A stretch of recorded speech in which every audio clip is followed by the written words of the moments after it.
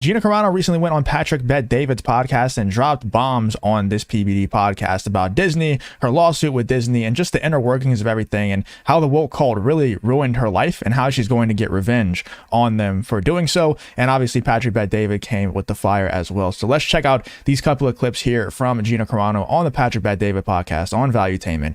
Let's check this out. I want to read this because the story comes out February 6th this year. Gina Carano sues Disney over Mandalorian firing in lawsuit funded by Elon Musk. This is the Hollywood Reporter. She initiates a lawsuit against Disney and Lucasfilms alleging discrimination and wrongful termination, stating my words were consistently twisted to demonize and dehumanize me as an alt-right wing extremist. Carano contends she was fired for her cultural and religious beliefs, accusing Disney of ignoring offensive posts made by male co-stars, and seeks a court order that would force Lucasfilms to recast her role with at least a $75,000 in damages. That's chump change to them. Elon Musk's ex-corp funds Carano's lawsuit, reflecting a broader debate on free speech and corporate influence, as Carano's case underscores tensions over online expression, with Musk's pledging to support user-facing discrimination, saying, I'm honored that my case has been chosen to be supported by the company that has been one of the last glimmers of hope for free speech. And then a couple days later, Forbes writes about this as well. Musk's rages against Disney's DEI Gestapo and doubles down on the crusade. In a series of posts on X, he published that what he claimed is Disney. And by the way, just before we get into the meat of this whole thing, I covered this Gina Carano being fired from Disney case very, very closely. I was actually, Gina Carano posted me on her story a few times, and I've had some interactions with her, and they're all been very, very positive. And I covered this whole thing extremely closely, and Gina Carano literally did nothing at all wrong. The only thing that she did wrong was she was guilty of not backing down from the woke mob whenever she made a couple of statements that weren't too inflammatory. Gina Carano would never say anything purposefully to hurt someone's feelings. Like, she's just not that kind of person. She's just not. And she said a couple things that the left, the woke mob, the woke cult got very, very angry at, and they tried their best to make her back down, and she refused to back down, and that's what ended up getting her fired. And anyway, let's get back to the clip. It's going to happen. And, I had to move out of Hermosa Beach. I had to move out of LA. I had paparazzi knowing where I lived. I had stalkers. I didn't live in a gated community. I was very much in danger where I was at. So sold the house, bought an RV, traveled across 25 states, and thought I was going to end up in Nashville with the Daily Wire. Didn't love them, but just wasn't just not where I ended up. And then I went up to Montana when we shot Terror on the Prairie, and I fell in love with it. I fell in love with the freedom. I felt like I could breathe. I could see the big sky. Big sky country. And I just felt like this is where I belong. This is where I feel safe. Yeah. So, yeah. That's great. So how far are you guys right now with the lawsuit? Well, I'm not very good at the lawyer stuff, but I believe they have a certain amount of time to respond.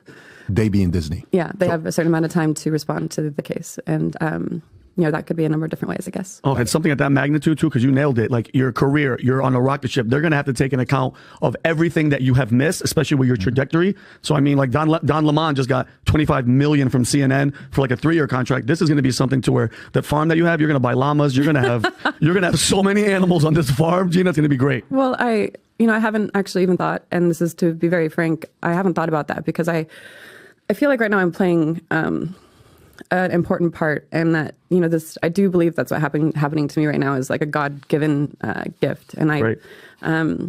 So whatever happens, I feel that there's a purpose in this. Whether it's to let people know that they're not alone, because so many people felt alone during those last 4 years. I love that you said that too, because you were in the desert. Like, God put you in that desert, and you're getting to the water, which I think is I'm so happy for you. And yeah, I really do hope that this whole case, this whole situation for Gina Carano works out.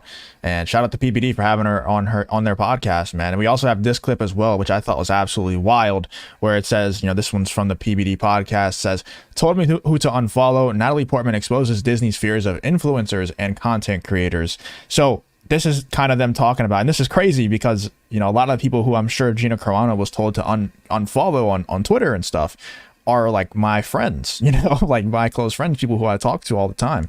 And, she definitely had some close relations with them and, was on their channels and stuff like that. So this is pretty crazy, she was basically told to unfollow those people. And Natalie Portman actually, confirmed that, yes, these people, they tell you to unfollow certain accounts that they don't see, that they see as a brand risk or whatever. So anyway, let's get into this clip here from Patrick Bet-David and Gina Carano discussing, Disney trying to force Gina Carano and other people to unfollow certain accounts, which is nuts because, like I said, I probably know all those accounts personally. Let's check this out. Let me read to you what Natalie Portman said, which I like. Natalie Portman on the decline of film amid the age of social media and influencers. This is from the Hollywood Reporter. This is 5 days ago. Natalie Portman reflects on a changing landscape of Hollywood, noting the decline in the prominence of film as a primary form of entertainment, particularly among younger generation. The striking thing has been the decline of film. If you ask someone my kid's age about movie stars, they don't know anyone compared to YouTube stars or whatever. Portman acknowledges the dual nature of this industry's shift. There's a liberation to it. Powerful that she's saying this because she's part of the establishment. Yep.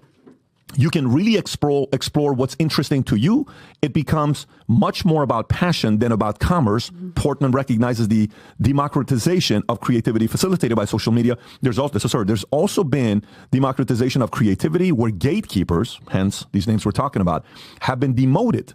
And everyone can make things. It's pretty wild that you also feel like at the same time, more people than ever might see your weird art film because of this extraordinary access. So how social media and content creators, the Mr. Beast of the world, are people sitting, the next generation is going to be like, I don't give a shit about kind of movies you're making because they're shitty anyways. Why am I sitting here watching your stuff?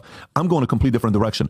Are these guys long-term sitting there worried about what average day-to-day content creators are going to do to them? Just like what the podcasters of the world, a Joe Rogan getting 11 million views per podcast, where these guys on national TV, they're being saved simply by seniors who watch the news, sports, and big pharma.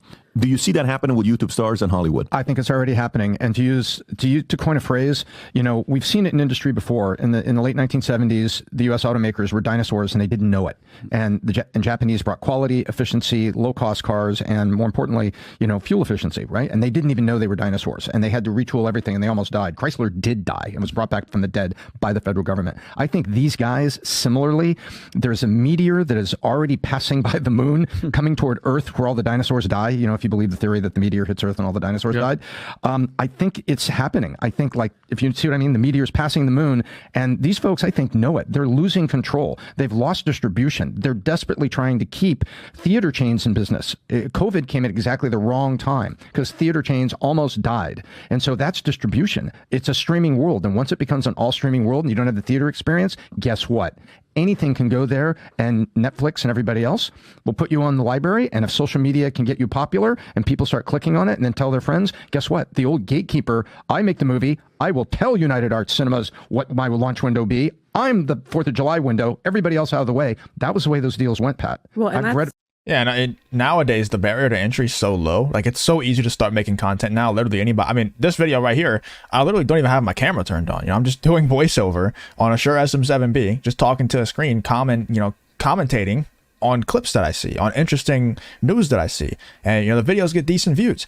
Anybody can do this. Anybody. The barrier to entry is so low that now anybody, the market, it's a true free market now. Whereas before, there's monopolies out there like Disney. They buy up everything that's successful that they possibly can. Like Warner Bros. There's like a few, maybe 10 or less large studios out there that make movies that were a monopoly over the whole thing. They ran everything. Like this guy's saying, I think his name's Tom.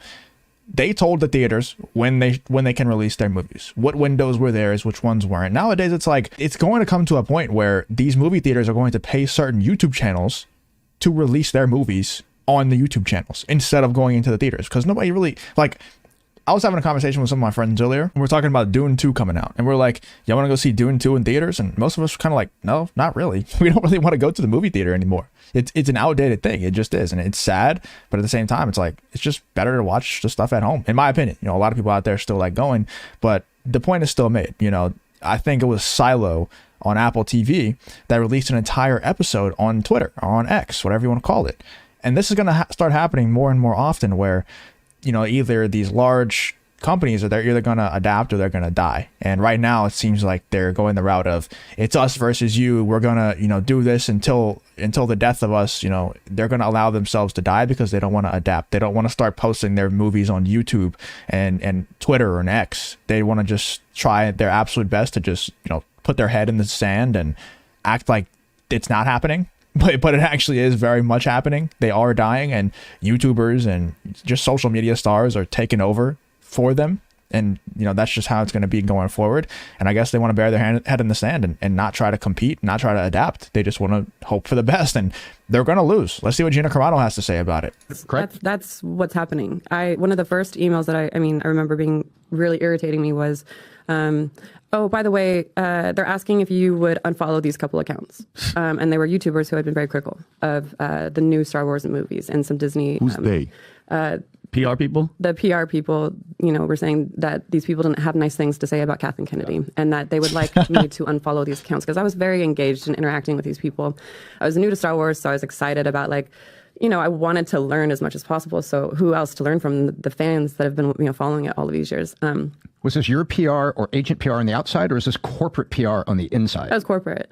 That makes sense. So it's not really the PR firm. It's really Kathleen Kennedy They're telling me, PR to tell they're telling me unfollow these accounts. And The craziest part about all of this is that's the kind of content I used to make. Now, I don't think Gina ever followed me, so that wasn't me, but it's a lot of my friends.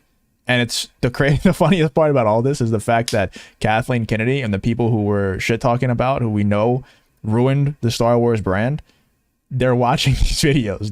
They know that people absolutely hate them to the point where they're watching the videos. They know the accounts that hate them, and they're saying you must unfollow these accounts. That's so crazy to me. But anyway, let's keep going with what Gina has to say here. so of course, you don't want to rock the boat. I don't like to, So I was like, oh, okay. And then I didn't, and I kept on following these people, and it just made me look. When you tell somebody not to do something, they're like, wait, what? And so you keep on looking, and you just think, I should be able to follow who I want to follow on my own social media account.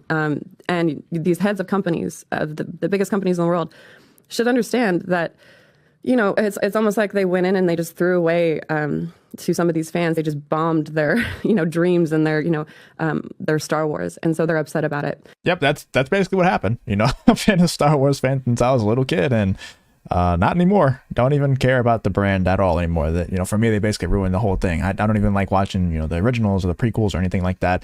They ruined the whole thing for me. But shout out to Gina for having an open mind, standing her ground, and not just unfollowing the accounts and blocking them out like everybody else would when asked to. She actually stood her ground and was like, no, I want to hear these people out. Like, why don't they like the new Star Wars? How can we actually fix this? And they don't want to hear that. They just want to be like, oh no, everything we make is perfect. Everything we touch turns to gold. And all the fans want feminism involved in every single portion of the content that we make and all this other nonsense. Anyway, let me know what you guys thought about Gina Carano's appearance. I know that I didn't, play the entire thing, but if you would, I highly recommend that you go check out the full podcast with Gina Carano on the PBD podcast with Patrick Bet-David, because she did drop some absolute bombshells that I showed you in this video, but also some things that I just don't have time to show you in this video. So let me know what you guys thought about this, these couple of clips of Gina Carano going on the Patrick Bet-David podcast. And if you did enjoy the video, please leave a like, subscribe, all that good stuff. And I hope to see you guys on the next one.